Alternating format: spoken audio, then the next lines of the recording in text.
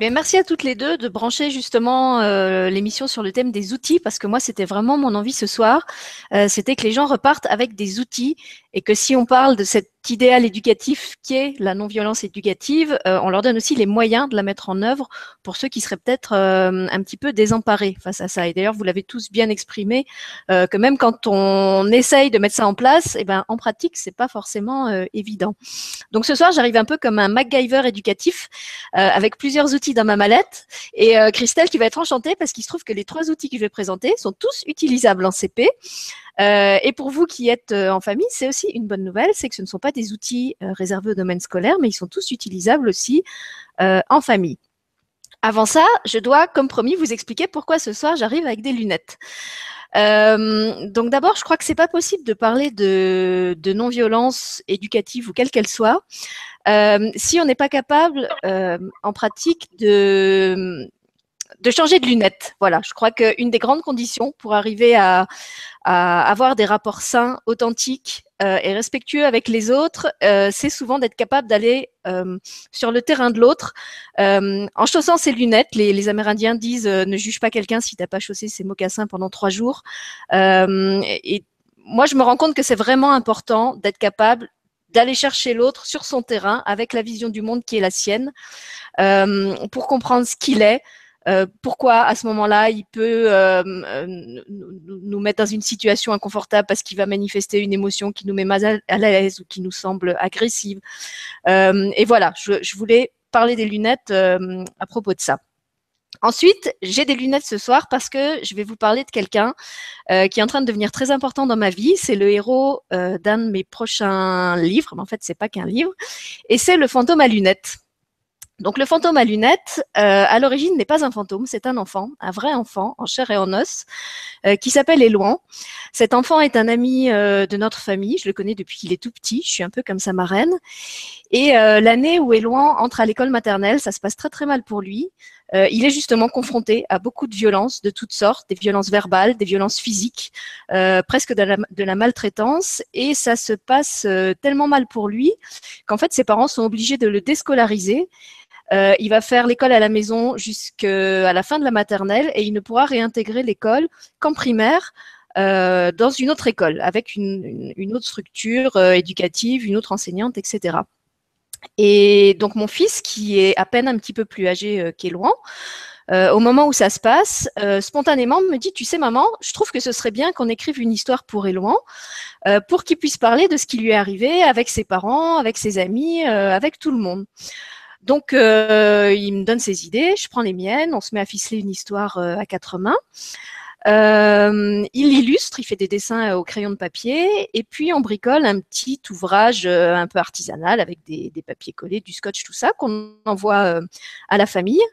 Et donc le livre remplit son emploi, fait son effet. Il y a effectivement un dialogue qui s'ouvre autour du livre entre l'enfant et ses parents, ça lui permet de faire baliser des choses. Et puis pour moi, en fait, le livre a accompli sa mission en quelque sorte, et je l'oublie en pensant que voilà, on a joué notre rôle. Sauf que quelques années plus tard, cette même violence scolaire revient dans ma vie, d'abord à travers une série d'émissions que j'enregistre l'année dernière pour ma chaîne YouTube, avec un collectif qui fait de la prévention. Je vois Marion qui fait Marion est intervenue d'ailleurs dans le cadre de ces émissions. Et voilà, en fait, j'étais entrée en contact avec un collectif qui s'appelle You Are Heroes, qui fait de la prévention et de l'information contre les violences scolaires. Et au début, on devait faire juste une émission. Et finalement, en abordant le sujet, je me suis rendu compte qu'il était tellement complexe, tellement vaste et surtout tellement mal connu que je me suis retrouvée à faire non pas une émission, mais presque une vingtaine de vidéos enregistrées ou en direct avec des victimes récentes, anciennes, des familles, des associations, des parents d'élèves. Enfin voilà, on a vraiment beaucoup fait d'interviews. Et puis, comme la vie fait bien les choses, à ce moment-là, mon propre fils à l'école se retrouve aussi à vivre des violences scolaires. Et là, il y a comme un mouvement de bascule parce que du rôle de témoin qui auditionne des gens, je me retrouve à vivre au quotidien, en fait, tout ce que j'ai entendu, ces personnes que j'ai auditionnées me racontaient. Donc, on est confronté, notre famille est confrontée au désarroi, à l'isolement, à la difficulté d'en parler, à pas savoir à qui s'adresser, comment réagir, à l'inertie de l'institution. Voilà. Et donc pour nous, ça se résout bien et relativement rapidement, puisqu'en fait, l'enfant qui était violent envers mon fils, par un coup de chance, pour nous, c'était une chance, mais pour là où il va, c'est pas une chance, change d'école, ce qui fait que mon fils cesse de se faire maltraiter. Et que le problème se résout comme ça, mais finalement on n'y est pas pour grand-chose. Et là, pour moi, il y a vraiment comme une prise de conscience où je me dis, voilà, maintenant j'ai pris la mesure de ça, je me rends compte que ça arrive vraiment partout, ça arrive dans tous les pays, ça arrive dans tous les niveaux scolaires, ça arrive même dans notre village, qui est un petit village tranquille, au Luxembourg, qui est un pays où il y a un bon niveau de vie, où tout le monde se connaît, toutes les familles se connaissent. Enfin, c'est vraiment pas la grosse école anonyme avec une cour de récréation impossible à surveiller où les enfants se font taper parce qu'il n'y a pas assez de monde pour surveiller. Et c'est mon fils, à nouveau, qui est très inspiré et qui me dit, mais tu sais, maman, ce fameux livre du fantôme à lunettes qu'on avait fait pour Élouan, ben peut-être qu'on pourrait en faire quelque chose qui pourrait aider d'autres enfants qu'Élouan. Donc on y réfléchit ensemble et en fait je lui dis, moi je suis ok pour qu'on en fasse un livre plus professionnel si tu veux, mais à ce moment-là, l'histoire on peut la garder comme elle est, mais il faut que tu refasses des illustrations plus professionnelles que ce que tu avais fait à l'époque. D'abord parce que tu es plus grand, donc tu es plus capable, et aussi parce que tes dessins au crayon de papier, une fois scannés, ils seront pas assez contrastés et il faut qu'on les fasse autrement. Donc comme à l'époque là, il avait, je crois, il devait avoir 9 ans. Il commençait à bien maîtriser le logiciel de dessin, donc il me refait des super illustrations avec le logiciel de dessin. Et puis, finalement, le projet se développe. On se dit que si on veut parler de ce sujet aussi avec des enfants plus jeunes, ce serait bien qu'on ait un support audio. Donc, on a la chance d'avoir dans mes relations José Robichaud, qui est professeur de musique au Québec, qui nous écrit 3 magnifiques chansons pour aller avec l'histoire. Donc on a aussi ce support chanson, et puis on décide de faire un audio de l'histoire qu'on a écrite à 4 mains. Et là, à nouveau, il y a une très belle aventure qui s'ouvre, puisque grâce aux émissions que j'avais faites pour You Are Heroes, j'avais rencontré une famille qui avait été touchée de plein fouet par cette violence scolaire aussi, et qui accepte en famille d'enregistrer cet audio avec moi. Et je dois dire que c'était vraiment un moment très, très touchant parce qu'on s'y est mis tous les 4, donc la maman, moi, sa fille et son fils. On a fait la répartition du texte de façon totalement spontanée. Et la grande fille, donc qui avait été la plus touchée dans la famille, je pensais qu'elle allait vouloir à tout prix éviter de lire le passage où le fantôme à lunettes se fait harceler, parce que ça allait lui réveiller trop de souvenirs douloureux et difficiles. Et en fait, non, quand on a fait la répartition du texte, c'est elle-même qui, de son propre chef, sans que personne ne lui ait rien imposé ni même demandé, a dit, moi j'aimerais bien lire ce passage-là, le passage où en fait tout le monde s'en prend à lui. Et voilà, Émilie, je te l'ai déjà dit en privé, mais je tenais à le dire ce soir publiquement. Je salue votre courage à tous, mais j'ai été touchée encore plus par ton courage à toi, parce que ça montrait vraiment ta volonté de te reconstruire et de faire de ce que tu as vécu, qui était profondément douloureux, quelque chose qui allait pouvoir aider d'autres enfants. Et ça, je trouve que ça a été un peu une thérapie pour nous tous, en fait, je crois, de faire cet enregistrement tous ensemble. Voilà. Et puis donc le fantôme à lunettes est aujourd'hui en test dans une école, dans une classe de CP-CE1, Christelle, en Moselle, à la frontière allemande, avec une maîtresse formidable qui me suit dans toutes mes folies pédagogiques et créatives, et que je remercie parce qu'elle m'ouvre toujours sa classe chaque fois que j'ai besoin de tester un truc. Donc je peux vous dire que les chansons de José Robichaud font un tabac du tonnerre. L'histoire a très bien marché aussi. Les enfants ont tout de suite fait le lien avec ce qu'ils vivaient en classe, en fait, les situations vécues par le fantôme à lunettes. Et la maîtresse m'a raconté que maintenant, quand il y a des situations problématiques en classe, il compare tout de suite justement avec les personnages du livre en disant, ah ben oui, il est plutôt comme lui, il est plutôt comme le fantôme agressif, ou plutôt comme le fantôme persécuté, etc. Donc ça leur a vraiment permis d'en parler tous ensemble. Et puis, donc, ensemble, on est en train de réaliser des jeux autour de l'histoire, puisque c'est vraiment mon approche en tant qu'auteur quand je vais dans les classes, de ne pas y aller simplement pour raconter une histoire et vendre un produit, que je ne peux pas vendre d'ailleurs, puisqu'il est encore même pas créé, mais de les associer à la création, de partir de leurs idées et de créer tous ensemble quelque chose pour d'autres enfants. Voilà, c'est vraiment ça l'idée, c'est que le travail de tout le monde soit valorisé et soit aussi porteur de sens, dans le sens où il va être répercuté dans d'autres pays, puisqu'en plus c'est un projet qui va être disponible dans plusieurs langues. Et voilà. Donc ça, c'est le projet que je conduis moi. Mais comme les outils ne sont encore pas finalisés ni accessibles et que je ne voulais pas que vous repartiez justement les mains vides et sans moyens que vous pouvez utiliser dès maintenant, j'ai choisi de vous présenter 2 autres outils qui, eux, sont parfaitement disponibles dès maintenant, qui ne sont pas les miens, mais que je soutiens. Parce que d'abord, ils sont l'œuvre de personnes dont j'estime et je respecte beaucoup le travail, et aussi parce que c'est des outils que j'ai testés et qui, personnellement, me convainquent. Donc, le premier outil… Question juste sur ton projet. Est-ce que tu pourras nous mettre un lien où les gens peuvent en savoir plus ou, Alors, il y a une page qui est en construction sur mon site. Et puis en fait, dès que l'histoire, je pense, sera disponible au moins sous forme de PDF, il y aura peut-être aussi un livre papier. On est en train d'en discuter. Les chansons. En fait, je pense que tout va être disponible à la rentrée prochaine. Mais pour l'instant, ma déontologie, on va dire, c'est vraiment de le tester d'abord sur le terrain pour voir ce qu'il faudrait encore améliorer.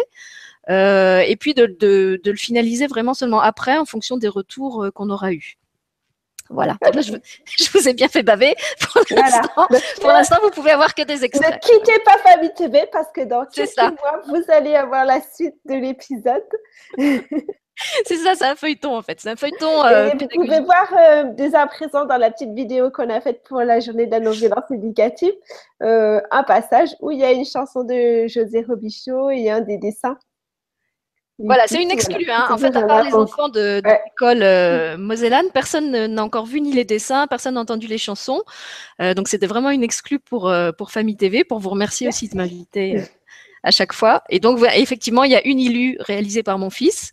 Et puis, il y a une des chansons sur les 3 qu'a faites José, sachant que les chansons seront aussi disponibles en karaoké. Donc, pour les maîtresses qui souhaitent faire chanter les enfants, par exemple, ça peut être un bon exercice de lecture, hein, de leur mettre la musique et puis leur demander de lire le texte sur feuille. Donc, il y aura, on a prévu de faire une version karaoké, ça c'est déjà disponible aussi. Voilà.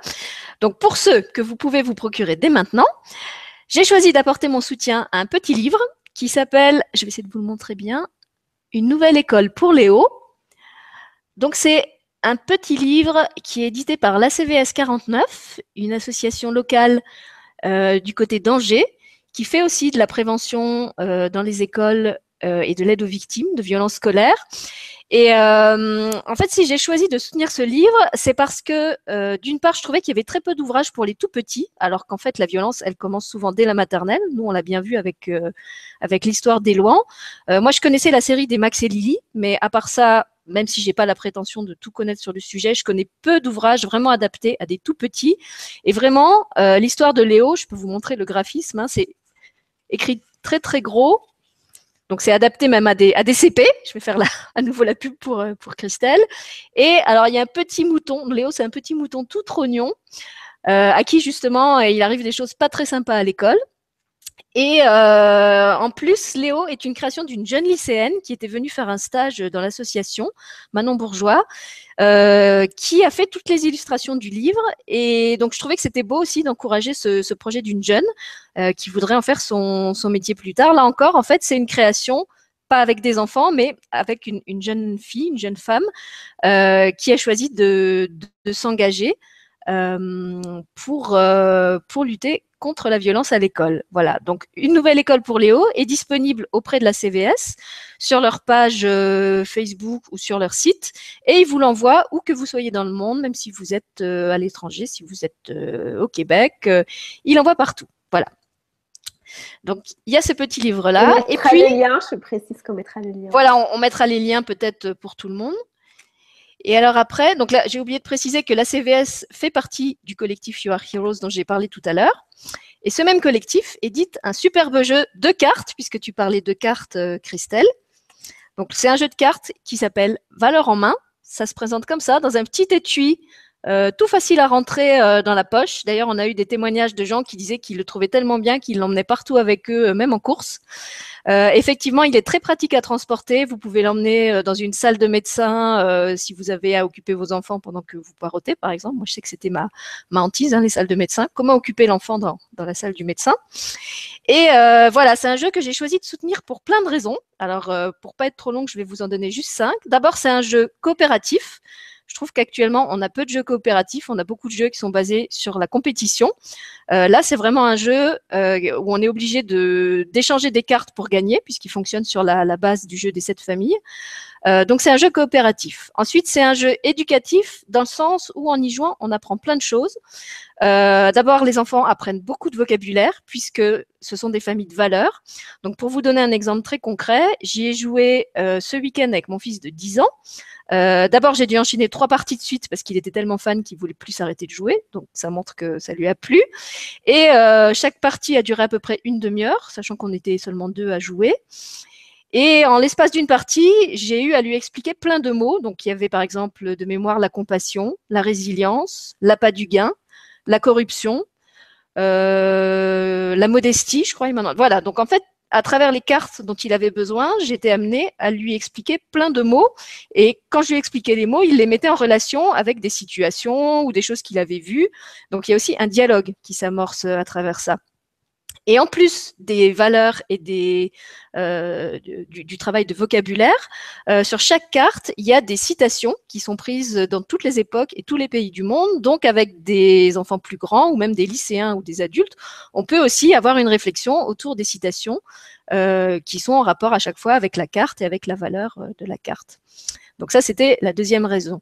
Troisième raison, en fait, je l'ai un peu dit tout à l'heure, il est pratique et surtout, je le trouve très, très esthétique. Le créateur du jeu, qui s'appelle Willy Pierre, fait aussi de la photo et toutes les cartes sont illustrées par ses photos. Personnellement, je les trouve magnifiques. Je reprends les notes que j'avais prises parce que j'ai tellement d'arguments que je ne sais plus dans quel ordre je voulais les dire. Ah, voilà. Et puis, donc, c'est un jeu qui est solidaire puisque tous les gains, tous les bénéfices du jeu sont reversés au collectif You Are Heroes qui l'a édité et donc vont servir à aider à nouveau d'autres victimes. Et puis, c'est un jeu, alors ça, pour moi, c'est sa qualité maîtresse, qui est vraiment intergénérationnel dans le sens où on peut y jouer entre adultes. Nous, on a fait des parties entre adultes. On peut y jouer en famille. On peut y jouer adultes et enfants mélangés. En fait, la seule condition, c'est que l'enfant doit être suffisamment lecteur pour déchiffrer les cartes, ou alors il faut qu'un adulte l'aide. Donc moi, je dirais que je ne le conseille pas avant 7 ans. Et même 7 ans, il y a encore beaucoup de mots qui sont compliqués. Donc, à ce moment-là, il vaut mieux qu'il joue avec un adulte qui est capable de lui expliquer les mots au fur et à mesure. Par contre, les règles en soi sont très simples. Et voilà, moi, je l'ai vraiment vu pratiquer aussi bien entre adultes qu'entre enfants et adultes, ou comme je le disais, en famille avec mon fils. Et chaque fois, ce que j'ai trouvé vraiment génial, c'est qu'il y a un vrai dialogue qui s'instaure à la fois autour des concepts, mais aussi autour des situations auxquelles ça fait penser. Et pour vous donner d'autres exemples concrets, j'ai eu droit à des réflexions savoureuses, par exemple en écoutant une partie entre enfants, où il y en avait un qui devait demander à l'autre la carte de la haine et qui lui disait ça me fait vraiment pas plaisir de te la demander, hein, mais j'en ai besoin pour compléter ma famille. Et l'autre lui jetait la carte en lui disant tiens, je te la donne parce que justement ça me fait plaisir de m'en débarrasser. Voilà. Donc, pour vous donner un exemple des réflexions que le jeu peut susciter. Et donc, le jeu, vous pouvez le commander à You Are Heroes sur leur site. Il coûte 15 € ou il coûte 10 € si vous en commandez en plus grande quantité si vous êtes une collectivité. C'est vrai quand ils l'ont édité, j'avais trouvé que 15 € pour un jeu de cartes, c'était cher. Et en fait, maintenant, quand je me rends compte de toutes les possibilités que ce jeu ouvre et aussi de sa qualité esthétique, je me rends compte que finalement, c'est vraiment pas volé parce que les 15 € sont très, très largement et très vite amortis. Voilà. Donc, au moins ces deux-là, vous pouvez vous les procurer tout de suite. Je donnerai les liens à Florence et puis… Voilà, on mettra le lien aussi. Hein. Voilà. Donc, je range ma mallette de MacGyver et je laisse la place…